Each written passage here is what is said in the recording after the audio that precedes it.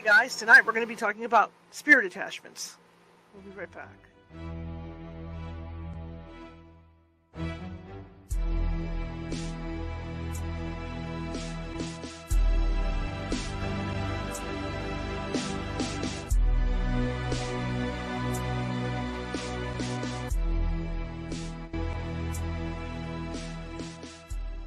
Grab your popcorn and snacks. Find a comfy spot, take a seat or lie down, and let me transport you to a place of fantasy, ghost stories, ancient legends, odd creatures, alien encounters, and other magical topics. You may even decide to join the conversation. From faraway lands to your own backyard, with a small dash of pixie dust, turn out the lights and open your minds. The journey is about to begin. Hey guys, welcome. Happy Thursday. One more day. And then it's Friday, and then the weekend for most of us. Some of you, it's already Friday. My name is Charlotte. I'm going to be your host for the next hour. I'm also the owner of the California Haunts Paranormal Investigation Team based out of Sacramento, California. We are 45 strong up and down the state, which means if you think you may have a paranormal thing going on, we can help you in most cases. And if we can't, I mean, we can get to you, not help you. We can definitely help you. But, oh, my mind, I'm getting senile. We can get to you. It might take us a couple extra days because California is really a huge state. So people don't realize how big this state is. You know, when you think about it, you think of Texas, right? Everybody thinks of Texas. California's as big, if not bigger than Texas.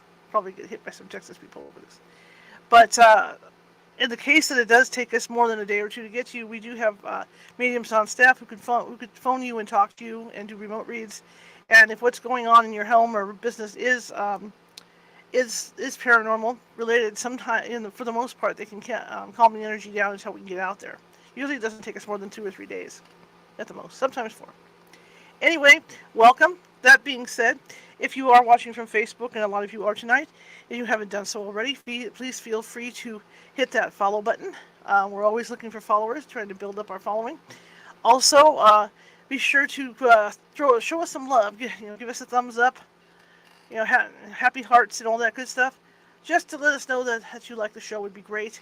And chat amongst yourselves in the chat room, because what that does is that puts us up higher, or gets the attention of the Facebook master computers.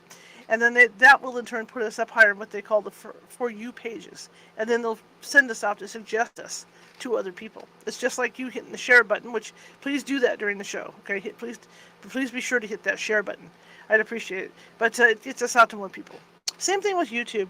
We have more than 1,000 videos over at YouTube, and they're all varying topics. I don't like to cover the same types of things all the time. I'm a journalist, photojournalist in real life, and I don't like to be covering paranormal stuff all the time, so I will cover different things.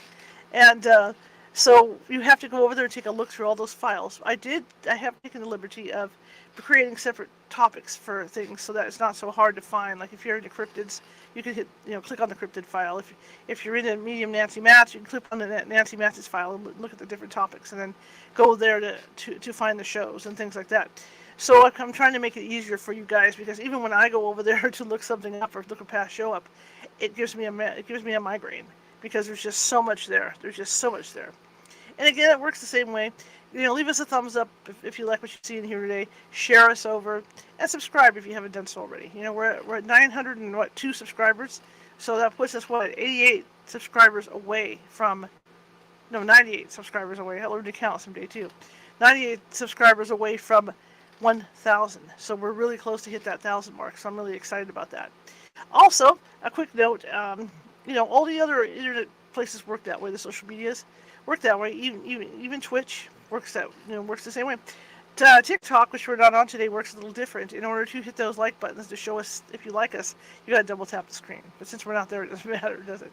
Okay, so I'm welcoming everybody here, even if you come over from TikTok to watch the show today.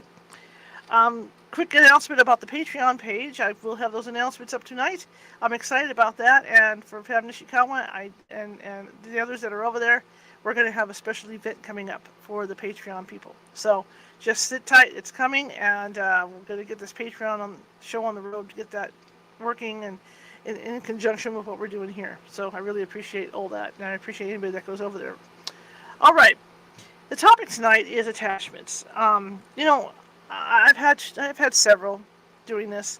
You can't help but get them. You're out in the field, you're out handling these different types of spirits, and you're meeting different types of people.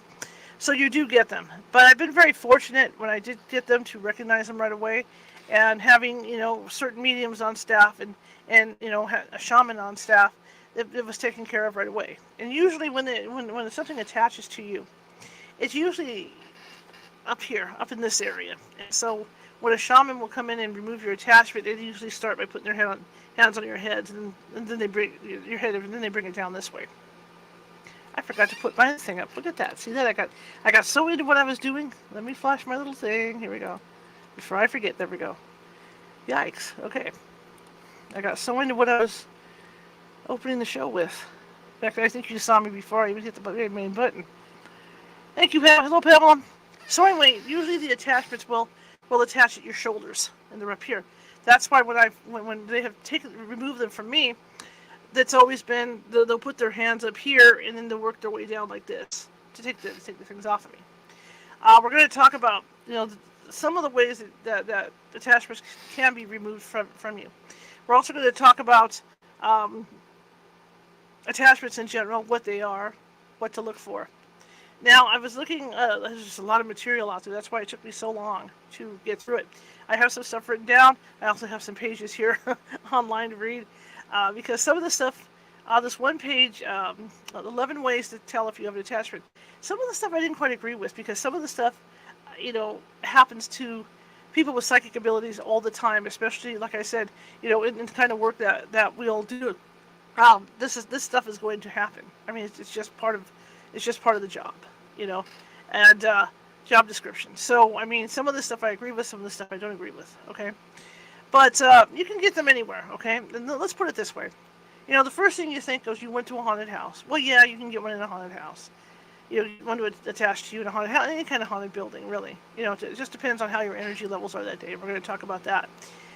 But you can also get one at the shopping, at the grocery store, at the mall. If you go to a movie, you would be surprised how many people have family members following them around, deceased family members following them around, or hanging out with them. You'd be surprised. I mean, Nancy used to tell me some people had four or five family members moving around with them, like at Arden Fair Mall over here. So you're going to run into that. And if one in particular decides that they like your energy, something about your energy, it's just like anything else when you meet people. Some people like you, so some people like things about you that attracts them to you. Especially when you're dating, right? That attracts them to you. Or they're looking for similar traits.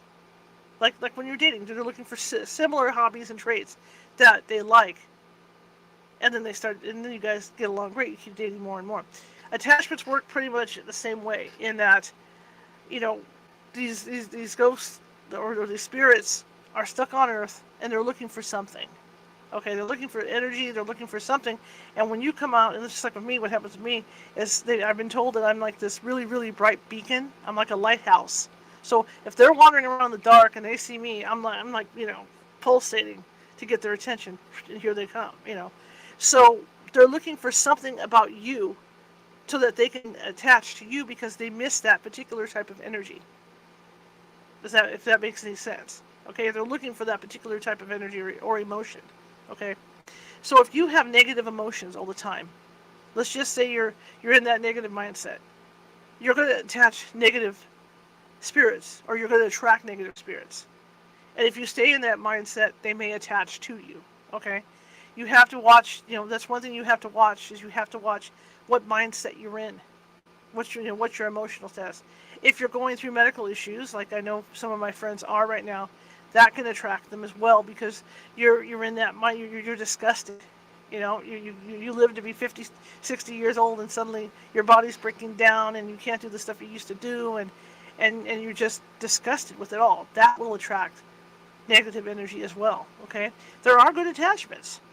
All right, you have good attachments. Okay, your mother or family relatives that do good things. Okay. And I'm going to go through this right now. I'll start going through this. And so as I go through this, if you have any questions, ask. I'm not an expert on this. No. Okay, here's the other thing I want you guys to know. And this is something I learned from Gloria Young from Ghost Trackers years ago. My good friend Gloria Young, who's no longer with us. First time I ever really saw her and came in contact with her was at public library because we were just starting out as a team. And so I required my team to attend some lectures by the people that were, that had been around for a while ghost hunting. And so we went to San Francisco and trained with the San Francisco team, and we went to the different library things that Gloria Young had. First thing she said that impressed me was that there are no experts in this field. If somebody says they're an expert, they're lying. Okay? This is such an open field, and we're learning. Every time we go into an investigation, we are learning. It is a learning process. Okay? If anybody comes in telling you that they're an expert, anybody from TV that tells you that they're an expert, they're not an expert. All right?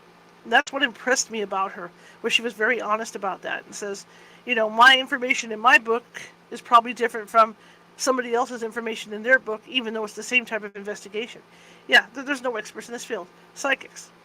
Okay? I love my psychic friends. That sounds funny. It's like I'm going to pick up the phone and call my psychic friends, right?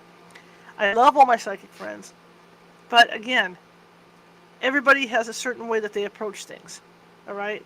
Like Nancy and I have differences. I believe there's demons. Nancy believes that they're ghosts. That what I think is a demon is probably a ghost that has gone insane, because he's been stuck, in that in between world, or she's been stuck in the in between world. All right. So everybody has different opinions about things. A shaman is different thinking than a psychic or a medium. Okay, especially a Native American shaman. The way they do things is different from a psychic medium. Okay, so everybody does things differently. So they all got their own opinions. Just like these articles that I found on this topic. I went from Article A to Article B, Article C, Article D, and everybody had a different opinion of this stuff. So I tried to pull out the highlights of these articles. In fact, that's why I ended up. I think there's like 4 up at the top here that I'm going to click on to read from as we get through this, because again, differing opinions in the way they look at this. Now, my first article, this gentleman, and it's from, I even took notes. And the other thing is, I have this one up too because I can never read my writing. When I was a newspaper reporter, I never was able to take notes very well because I could never read my writing. So I always had a digital voice recorder backing me up. So that's why, because I can never read my writing. Let me have a sip of water here. At least it's only 95 today. Whoa, there's a bug floating in my water. Gross. Okay. I can look at that as protein. Here we go. Bug guts. No, I took it out. Seriously, I took it out. You can tell I took a nap because I'm like all over the place. Okay, so this gentleman that wrote this article said he did a lot of research, and so I'm just going to go with it. Okay, this is from and see, I can't even read it.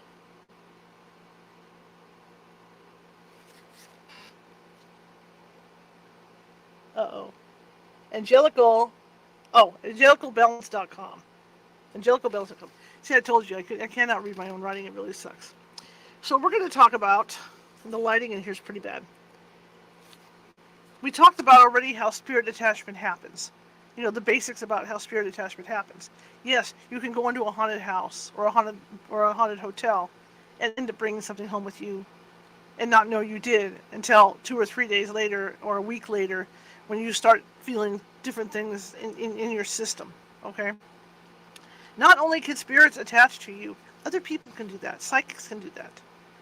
There was one particular psychic that I knew, who's no longer with us, that every time she attached to me or came into my system remotely, I could tell she was there.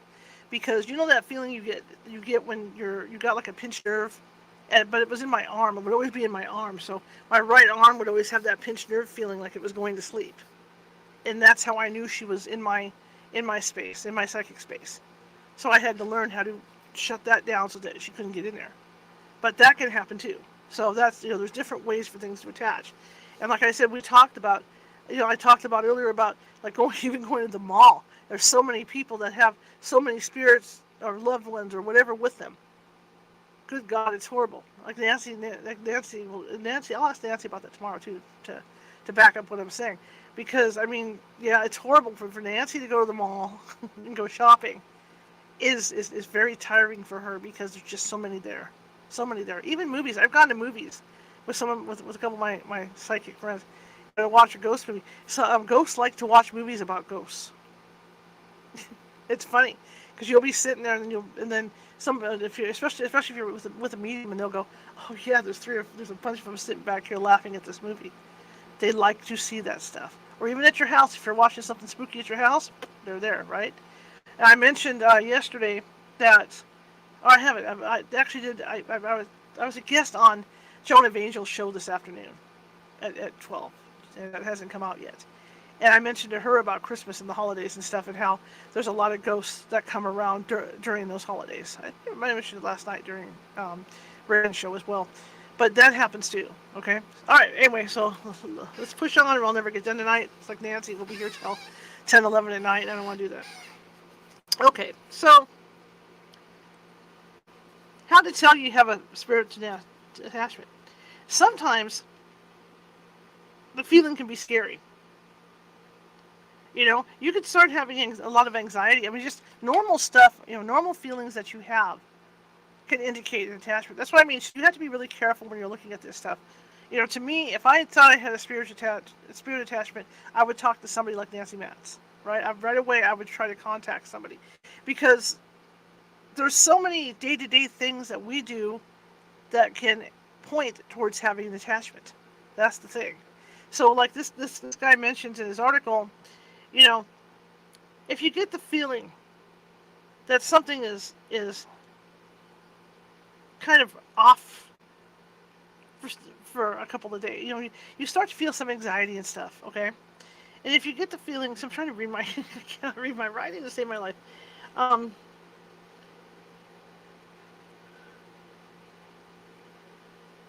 Yeah, if you get the feeling that you're feeling kind of off for several days, you might want to start thinking about the possibility of a spirit attachment. Sometimes, I'll go into, and as like, again, with the work I do, I'll go into these depressions. And, I mean, sometimes they come out of the blue, and those are the ones that I suspect. When I'm, when I'm happy, and then all of a sudden I get into this a deep, like a dark mood. I always wonder about something being around me.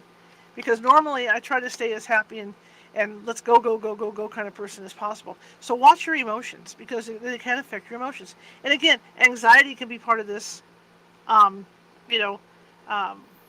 This is where this comes in. It says some people will think that that what they're feeling is related to mental or psychological issues, because anxiety does play into that. Okay, or like I said, you're up and down. One minute you're feeling great, the next minute all of a sudden you're feeling like a depression hit you. There's a heavy feeling on your chest. There's this going on. But you just feel like someone's there, and it's hard to explain the feeling. You just feel like someone's there. In some cases, people have the attachments, but never see. Oh yeah, but they never see the being that's attached to them. So you don't have to see the spirit around you before realizing that you have the attachment. It's usually the ones that are able to see, the people that are able to see the beings are the ones that are sensitive enough to see this, to see the beings. You don't have to claim to be a psychic, an operating psychic. Okay, you could just have these feelings, and then all of a sudden you start seeing. You start seeing this person standing next to you, or this thing standing next to you. Maybe you have a dream about it or something, right? Or it's out of the corner of your eye. But you don't necessarily have to be a psychic. You just might have what they call, because there's being psychic, and then there's being sensitive to different feelings and different things. Okay, and once you open up like that, the sensitivity rises. Now, how can you get, other than going into a haunted building, or going to the mall or some public place and picking something up, or maybe you go to a state park, where there's Native American. I'm not saying Native Americans are doing this, but or you go someplace where there was battles or whatever. That's a place you can pick them up. But how are other ways to pick these things up? Well, the obvious is messing around with stuff you shouldn't. Okay, a Ouija boards, right? Messing around with the Ouija boards, messing around with tarot. If you're not trained to work with tarot cards, if you're not trained to open that psychic door and close it, you can pick something up with that. Okay, let's talk. We could talk about that a bit. A good comparison when you talk about like things with the Ouija board. The Exorcist movie itself, that was based on a true account. All right. So you can't deny what was in there.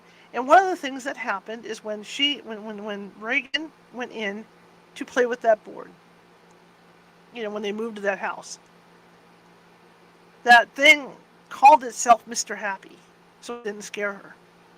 So it was saying all the things that she wanted to hear. Okay, it was saying nice things to her, very nice things. All right, so she had no suspicion at all that it was anything negative. But it turned out, and we all know how that turned out. All right, one of the points that he makes in his article is that sometimes these things will speak to you, and you'll think, and they'll make themselves out to be like a deceased family member, like my mother or somebody else, and you think that's who you're talking to. All right. But the issue with that is that you hear the voice, you think it's your mother, okay, and he has a really good point in here where he says that, okay, if you hear the voice every once in a while telling you to do positive things or helping you along with stuff that's going on in your life, that's okay, because that's probably your relative. Okay? But if you're listening to this voice and it starts to happen all the time, okay, and you're hearing it all the time, and then it starts to say negative things, it starts to make you think negatively, then you got to think about it being an attachment. Okay? Now again, I want to put a disclaimer on here. I am not a psychic. Well, I am, but I'm not that kind of psychic. All right? Do I believe some of this stuff? Yes, I do.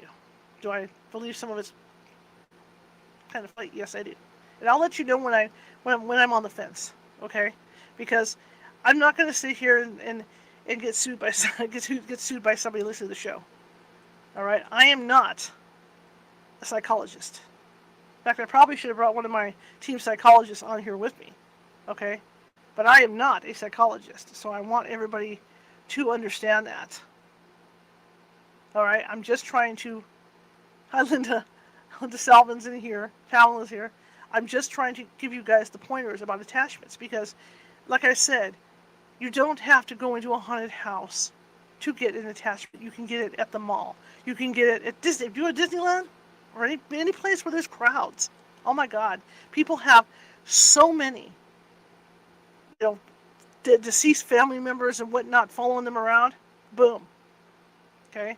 Now, if you're a beacon like me, boom, constant. It's a constant boom. It's a constant boom of these things, following me home, and that's how you can do it. Sometimes you have to trace back. Like maybe you have a friend who is always in an angry state of mind, right? And you go over there, and you're ripe for the picking. You've been having a hard time in life recently. You can pick one up that way as well. That's why sometimes when you realize that you have these things, sometimes you have to trace them back too to see where they originally come from. So then you can figure out what you're dealing with. Okay. So you start getting these weird feelings. Like I said, the voices. Okay. Some people mental, right? And the Catholic Church, for what it's worth, and as far as my understanding of the way they exercise and go about their exorcisms, is the ghost, we're out there when we hit the field when somebody is talking about a possession. We get out there and we're the ones that are taking all the field notes for this stuff so that we can present to them. Okay? What they do, and there's a lot of misnomers in movies. Okay? There's a lot of misnomers. What they do is they make sure that the people go see doctors. They make sure that the people go see psychiatrists. Because they're going to look at everything before they start to do that exorcism to make sure it's not a mental issue. With the person.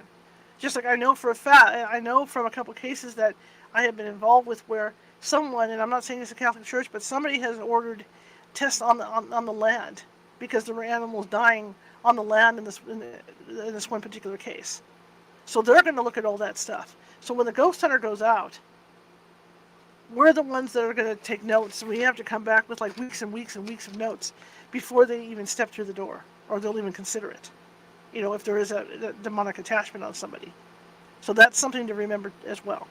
Okay? Because you just don't say somebody has a demonic attachment. In fact, one of the tips I found going through all this information about these attachments was that sometimes it helps to have a friend documenting everything that's going on with you. to take the pictures, to interview you, to talk with you, if there's a thought that maybe there's something going on that shouldn't be going on with you, okay? Because sometimes the person that has the attachment doesn't realize that they have the attachment. I mean, that's just the way it is. It's like anything else. Maybe, have you ever done anything in your life where maybe you've changed something about yourself, not really realizing it because you think, oh, I look great, and then you start walking around and your friends are looking at you funny because you don't look like yourself or whatever, right? Just something you've changed your attitude about things. That's what that means. It's good to have friends around that notices stuff, because sometimes you don't notice it, or maybe you're ill and you don't realize you're ill, but you have a weird pallor to you, and your family says, hey, why don't you go see the doctor? You're not looking really good, and you just go, no, no, no, no, no, no. That's what that's about, because you don't, a lot of the time you don't realize that there's changes in you, right? So it helps to listen to people. The problem is if it's a negative attachment, the minute they try to help you, you're gonna be angry about it because you don't want that help. All right. But let's talk about this. Let's go. There's 11 ways. Okay, I'm skipping around a little bit on here because this guy goes into a lot of different details. Okay. The idea is that you don't want to be vulnerable to this type of attachment. So you have to keep positive. And I know it's hard to say, okay, I'm a Mouseketeer, right? You got the ears on, and you have to stay positive. And I know, there's people out there that have a lot of problems in their lives, and they get a negative outlook, a negative attitude. And some of these beings, that's what they're looking for. They're looking for somebody that's got their guard down, and it's like a negative attitude, and they can swoop right in and attach themselves to you. And that's what you got to be careful of. It's not like you're going to run around with a smile on your face all the time, but you have to watch your emotions and what's going on. No matter how bad your life is going, you have to keep that attitude. And you don't want to, like I said, you don't want to open yourself up to that stuff. And that stuff, it can be tiring. If you're tired, it can be tiring to be going through a lot of stress. And that's another way they're able to get in to attach, is because you're tired and your normal guard isn't up, and so they can come in to you and then start influencing your thoughts and things like that. Okay, so that's one of the things this gentleman stresses, is that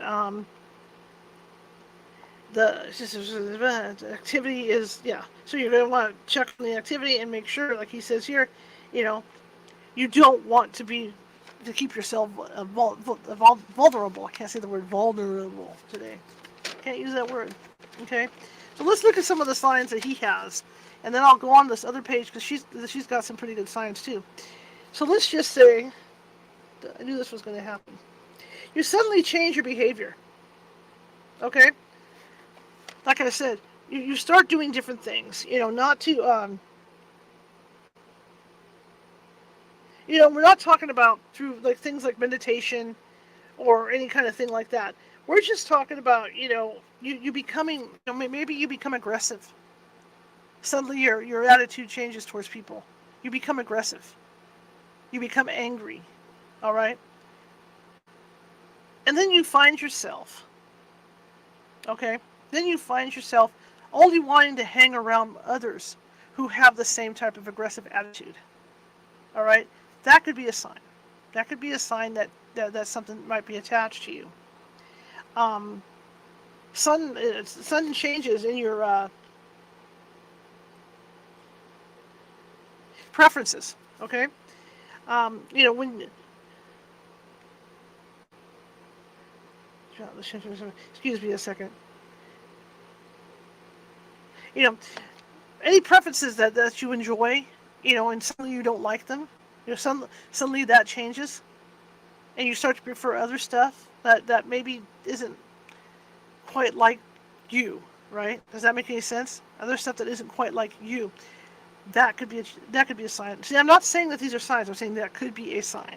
Okay, that could be a sign that you have an attachment. Some of these things on here, that's why I could say I kind of don't agree with it in a way, because a lot of these things are stuff that happens to us every day. through our everyday life, from getting up all day long to going to bed. I mean, this could happen to anybody everyday life. So I'm not saying that this stuff is going to cause this. It could cause it. That's what I'm trying to say. It could cause it. Spirits can enter our souls and leave fragments in our bodies. These fragments can influence you and adjust your preferences. You know yourself the best, okay? So that's when you have to self-analyze. You know yourself the best. You know your likes and dislikes. When you start realizing that you kind of switched your preferences around, that's when you got to start taking a little notice. That's when there's a possibility that this is going down, okay? How about your thoughts? I think we kind of talked about that earlier, what type of thoughts do you have? When your thought pattern changes, it could be the results of an attachment, right? Spirits. I'm just trying. I can hear my notes are horrible. Okay, our minds work on a vibrational level. Okay, spirits work on a vibrational level. So when your vibrational level gets low or at a certain point, certain spirits will take advantage of that level, and they'll jump, especially if you're running at the same vibration that they are. All right, that's something to look for. It's just when your thoughts aren't what they should be. Okay, again,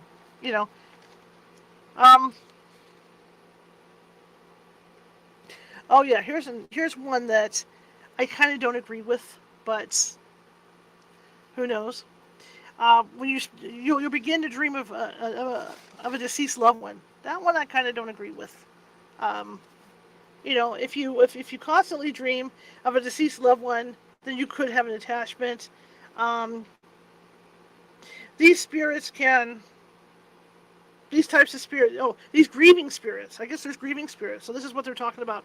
If you grieve too much, and then you start to dream, and you're constantly dreaming about somebody that's deceased, these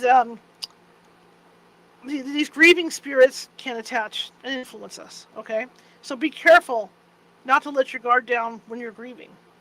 Okay. We talked about the voice. You start hearing a voice. Just because you have, just because you hear voices, it isn't just because you hear voices, it isn't a sign that you have an attachment. Okay, like I said, you might hear your mother's voice, you might hear, something more sinister, but like I said, and this is what it said in the article, was that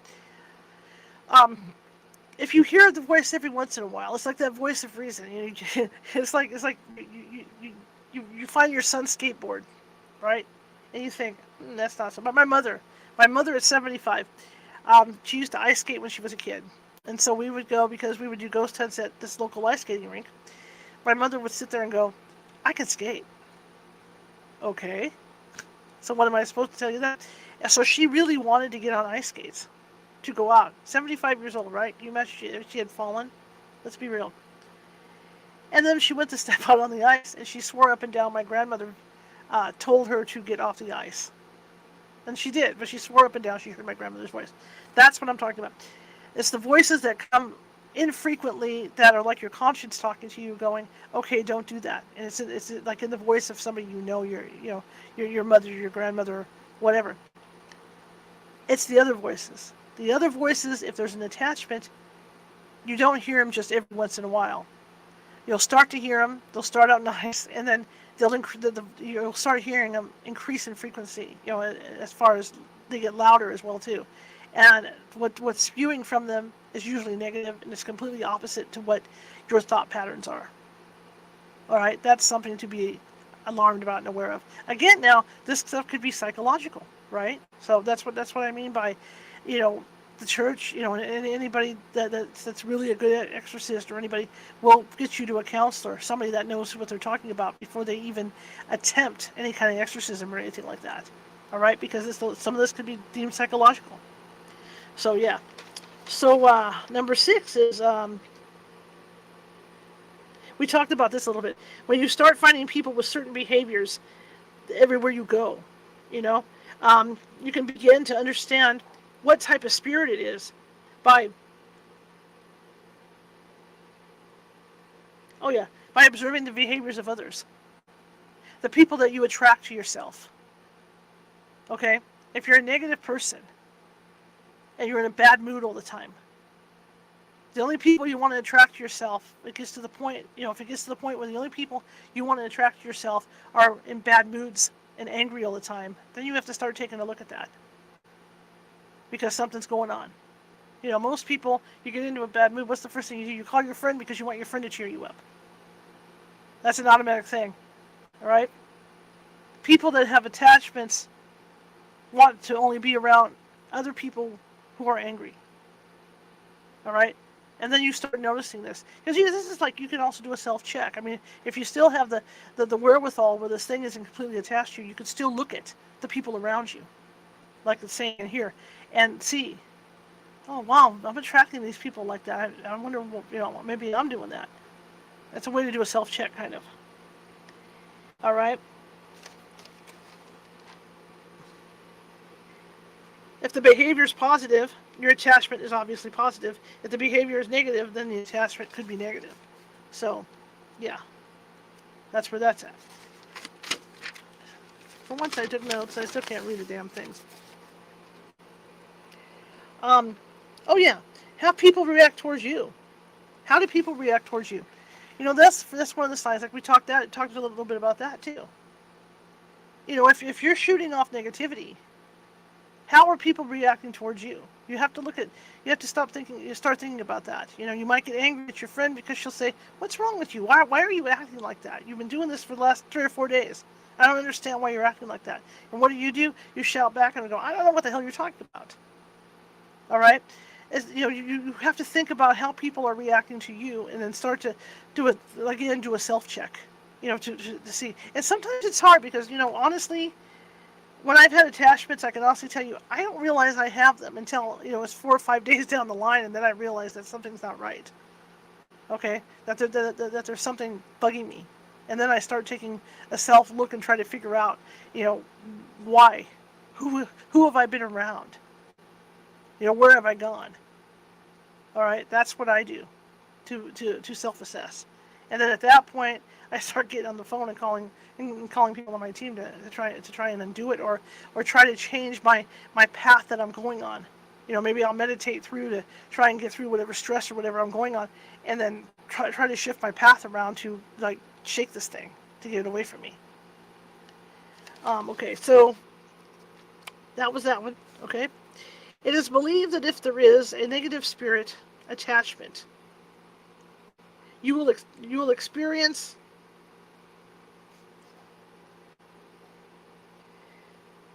I swear to God, restraint. Okay, I'm back. Oh yeah, it's believed that if you have an attachment, you're going to experience people that you're going to experience hatred. All right, and you're going to experience resentment from people around you. This is what it says here. If you believe that if there is a negative spirit attachment, you will experience resentful, and you're right into attract resentful and hatred from the people around you. It's not even resentment and hatred. It's the fact that they're worried about you, and because you won't respond to what they're saying, you won't respond positively to what they're saying. It's like anything else. It's like when you get into an argument with somebody, right?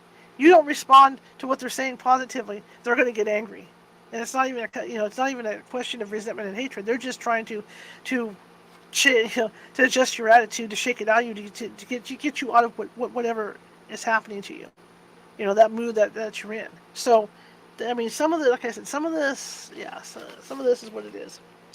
Okay, next one is, this is the other one that I have an issue with. You start seeing spirits around you and in your house. Anybody that has any psychic abilities at all, or any abilities, like even my friend Pamela there, Linda Salvin, we see stuff in our houses all the time. I mean, that's the nature of the beast. So this I don't agree with, but this is what he's saying, is that with his research, for people that have had attachments, the person that has never really seen stuff around them before is going to start seeing things around them. Whether it's objects or whether it's beings around them. That's what he's saying. When you begin seeing spirits in your house, you might have an attachment. It begins. It happens. Okay, it happens as you. It happens as your mind begins to be influenced by the presence. Okay. All right. Let's see. As we get through this, like I said, there's some of this I agree with, and some of this I don't agree with. But I mean, there's page after page on the internet about this stuff, and it's just insane. Um, yeah.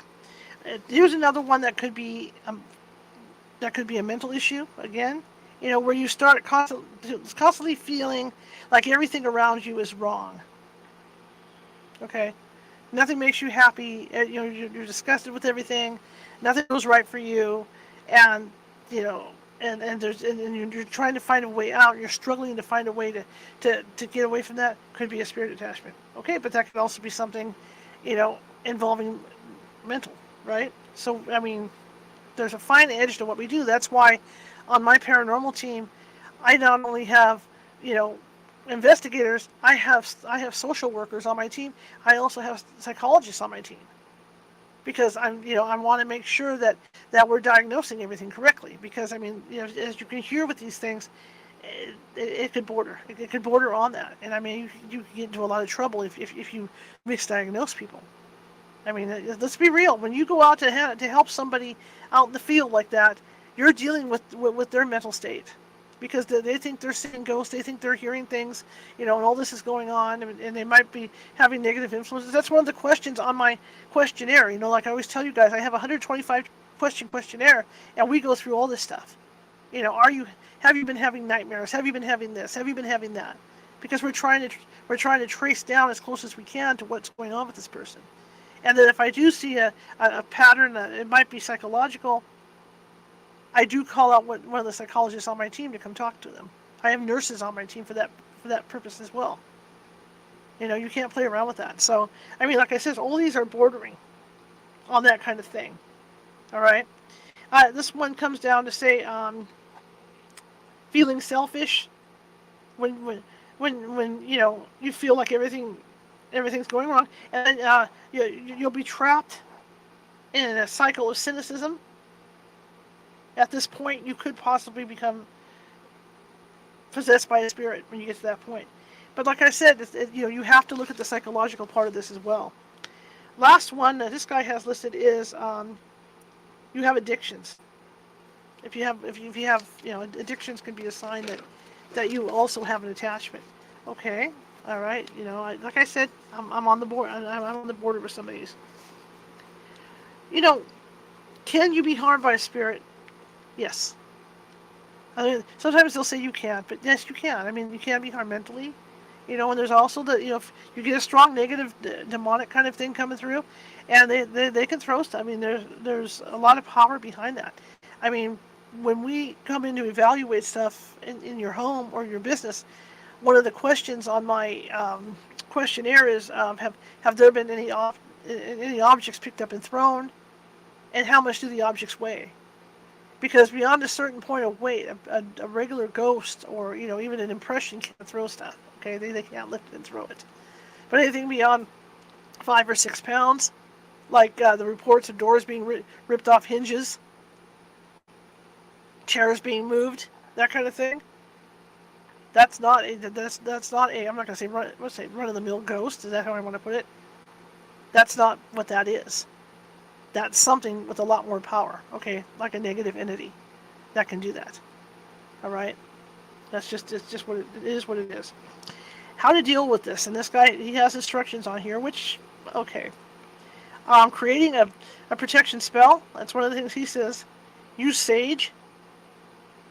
Make sure that I told you that you keep your energy at a certain level, so that they don't infiltrate you, or if they're already there, to change your energy levels. Make that change, because you want to make it a place that they don't want to be.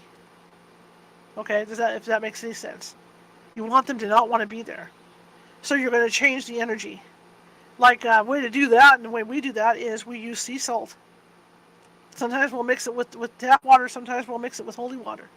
And you take the sea salt, you pour it in Dixie cups, is what I do, and you put it in every corner of your house. You put it in the windowsills, and that absorbs the negative energy.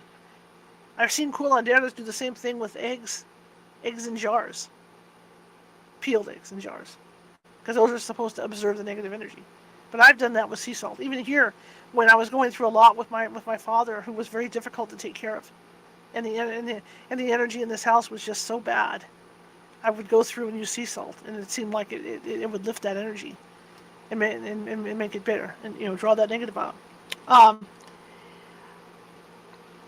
Prayer, like he says, pray to the universe, ask your deity for help. Smudging with sage. Now Nancy believes that it's ridiculous because ghosts have no sense of smell. See, that's her beliefs. But I've heard smudging with sage. I've also seen things. This lady that I follow on TikTok, and I've interviewed her a few times, and then I think she's the real deal. There's a welcome mat that she designs that you can put at your front door, and they won't cross it.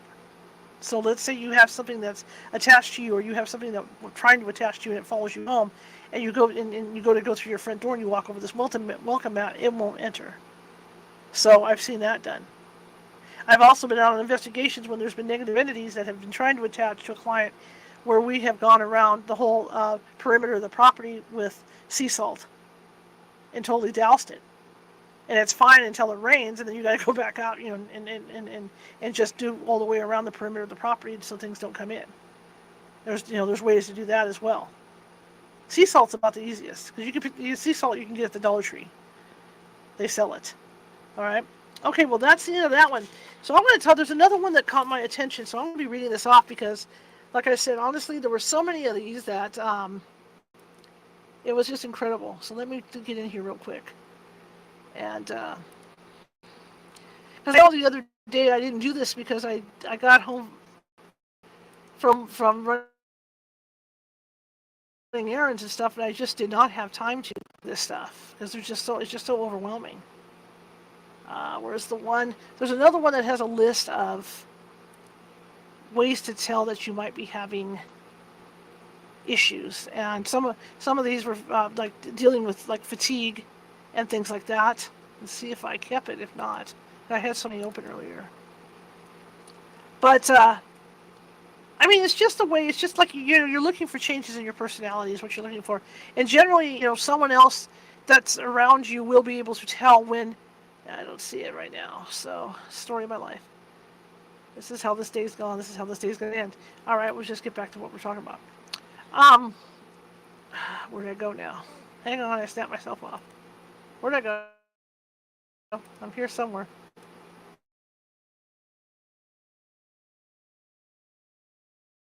I'm on the air. I don't know where I'm at. Wow.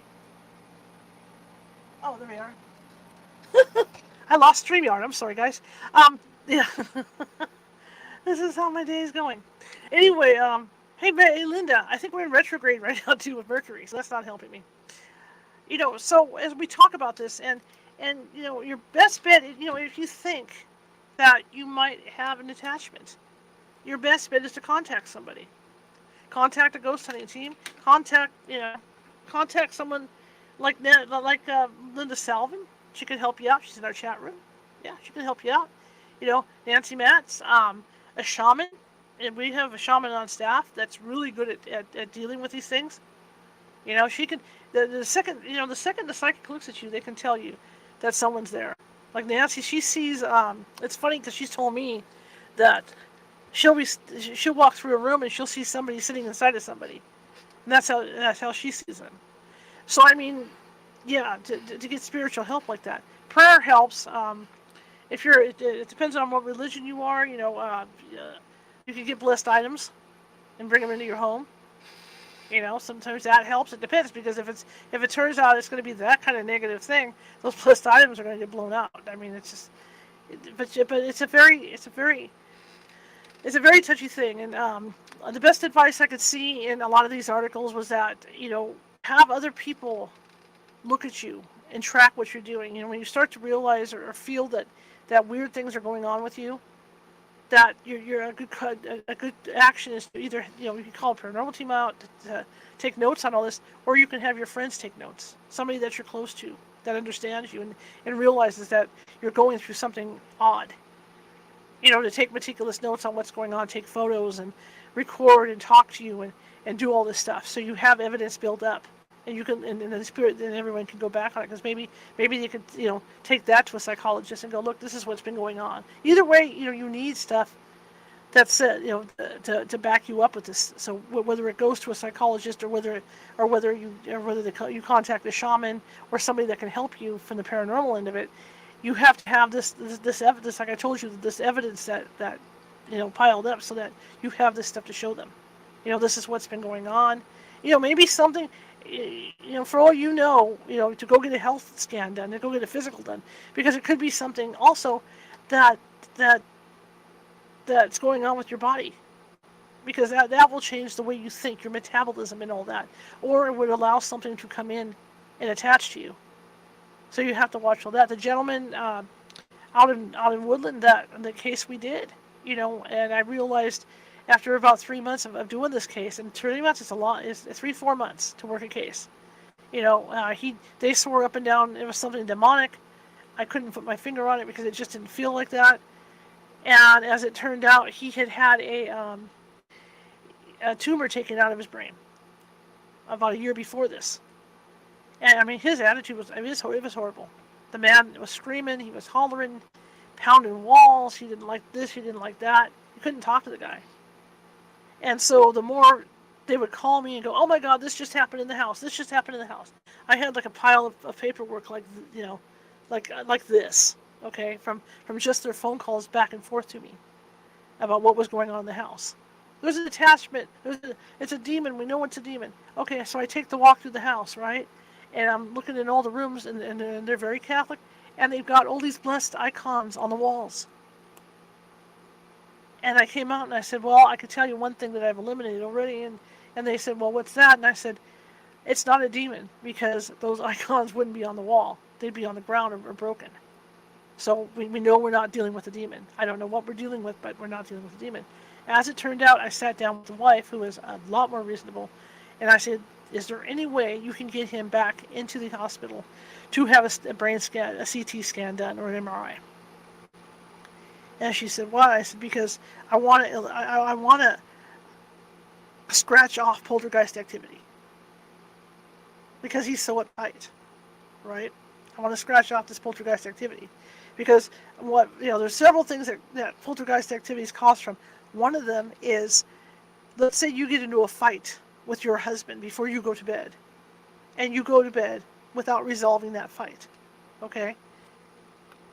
Let's say 3 hours later, you start hearing banging in your walls. Or maybe there's a door banging open and closing. And you wake up terrified, thinking you got a burglar or there's a ghost running through your house, right? You call us, out we come, we talk to you, and we find out, oh, they had a fight that night. I see. So the first thing I'm going to say, you did not resolve and kiss and make up. And I know that's corny as hell to say. You didn't kiss and make up. Oh, what does that do? Well, because all that emotion's pent up in your brain, and when you go to sleep, it could cause poltergeist activity. Sure enough, after telling this woman that, they had no problems at all. All right. Same thing with this thing in Woodland. I asked her. I said, now I know he's adamant about not going back to the doctors and doing all this stuff, but can you do me a favor, get him in and get him scanned? Sure enough, he had a brain tumor. And this tumor was in a spot that would cause him to be angry all the time. So what was going on was he was causing a lot of the activity in the house when he would sleep at night. And just because of his negative attitude. And the minute we addressed all that, no problems in the house at all. So, you have to look at everything in that, because it could, he could have literally had an attachment. I don't deny that. But again, you have to look at every possibility with that. Every possibility. before you start saying, okay, yeah, you have some negative thing on you. You have to look at that. It's a huge responsibility to go out and do, to go out and do residential investigations with people. All right. When we first went to do this, I mean, we had already been investigating 5 years. We had been doing hotels and stuff, just what I call like fun jobs, to go out and talk to the ghost in the kitchen, that kind of thing. When we got our first assignment to do our first residential, we were petrified, because it is a huge responsibility to go out and deal with somebody's mental state, because that's what you're dealing with. We were scared to death, and at that point, I had somewhat built my team up. But the second we got out to the first couple investigations, I knew I had to build my team up even better. I knew I had to have psychologists and people like that on staff, because you can't go out and play. You cannot play, when you're dealing with somebody like that. But again, yes, thank you, Linda. Again, like I said, you have to eliminate all that stuff before you start looking at attachments and stuff. And so if you're going through stuff and you think you might have an attachment, that's the steps you have to go through, even personally. You have to look at different things. Have somebody that come over and talk to you and interview you and see where your mindset is. Let them take the notes. Let them keep track of stuff before you make that phone call to a psychic, or you make that phone call to a psychologist. All right? You have to have stuff to back it up. Because if you don't, they just go in blind, and it's all speculation. It's what they see, right? You're going to talk to a psychic, maybe for an hour, if you're lucky, if you can afford it. With some psychics, you might talk to them for 15 minutes, and they have to sit there and analyze you right there 15 minutes and see what might be going on with you. If you have that other stuff, and you can say, hey, yeah, this has been going on. My husband's been like this. I've seen him do this. Get him on the phone.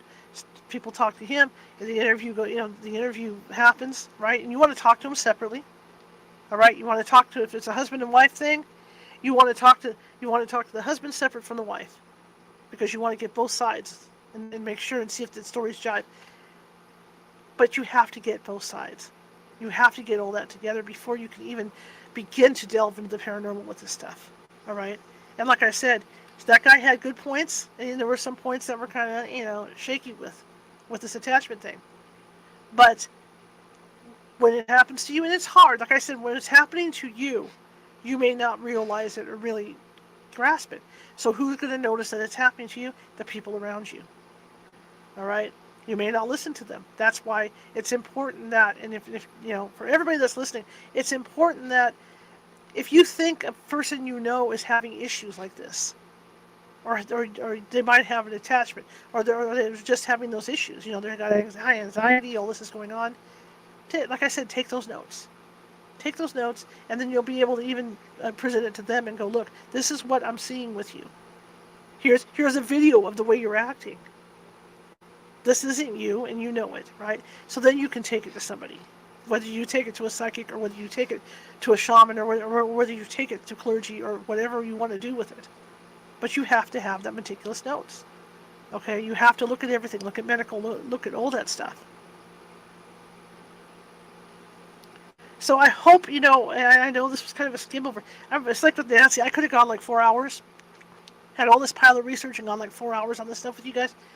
But I mean, it's just it is what it is. And because there's so much out there. And my good friend Gloria Young years ago told me, and I think I already said this here, I can't remember, because I've been yakking all this time, that there's no experts in this field. At least as far as ghost hunting. If anybody tells you they're an expert, they're lying, because the science is such that there's new things happening all the time, cutting edge stuff that people are discovering, right? So, I mean, my book that I'm writing, which I am writing a book, my book that I'm writing could have different stuff in it than the book that somebody else wrote. Just like these articles that I told you about that I found online here about attachments. All the articles have different info in them. You can go and glean things from these articles. But these articles have different things. Everybody has a different opinion of how they see it, or different experiences with it, because it's forever changing. Things are forever changing. I have I have 2 filing cabinets behind here that are packed. I have 6-foot filing cabinets that are packed with the cases, the 200 cases that I have done over the last 18 years. So if I run into a certain type of case, I can go back in there, pull it out of the file, and go, okay, we did, this happened during this case. Let's see if we can compare notes a little bit to compare the results of everything. But it doesn't always work that way because something new may crop up on the new case that didn't happen on the last case. So, I mean, it's an inexact science, what we do. But we are there to help, and that's our job. But like I said, be meticulous. Keep an eye on yourself. You're the best one that can do your own body check and your mind check because you know yourself the best. So when you start to notice weird things going on, consult your doctor. First step, go to your doctor. Go see if there's something medically going on with you. Next step, if there's nothing medically going on with you, then you take that next step, which is what, as paranormal investigators, when we go out in the field, we're looking to debunk. Okay, that's why we go through, we look at everything. Doors are opening, what's wrong with the doorknobs? Sometimes we'll even take the doorknobs out to see what's going on with the doorknobs. But we're looking to debunk anything that could physically or logically be wrong before we start saying, okay, it's a ghost doing it. You have to do that. Just like in these cases with attachments and whatnot, you have to look at the psychological part of it before you start pointing fingers at the paranormal. Long process, but the more meticulous a team is, and you might get frustrated with the people out doing it, the more meticulous the team is, the better off you are, because they're doing their job. They're digging for that information. All right, okay. Well, just remember, just keep a mental check on yourself. Keep a mental check on your health. Just like it's just a quick way too. You go out to a movie, and you come back and you feel really icky, like maybe there's a presence around you. That might be a good indication that something came home with you. Sometimes the way that works too is sometimes some of these ghosts will come home with you, but after a few days they realize that they don't belong there and they take off. But then there's the ones, again, that want to stay with you. They want to feel that energy. And that's when it can turn into an attachment. Pamela's got some stuff. I'm going to go to the chat room real quick.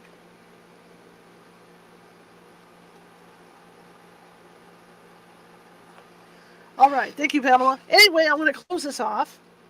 And maybe I will address this another day as well because it's such a huge topic. There's just so much, like I said, there's so much information that can be gleaned that, I mean, it would take days to do this. Maybe I'll do a training on for one of my psychic development classes on this, at some point.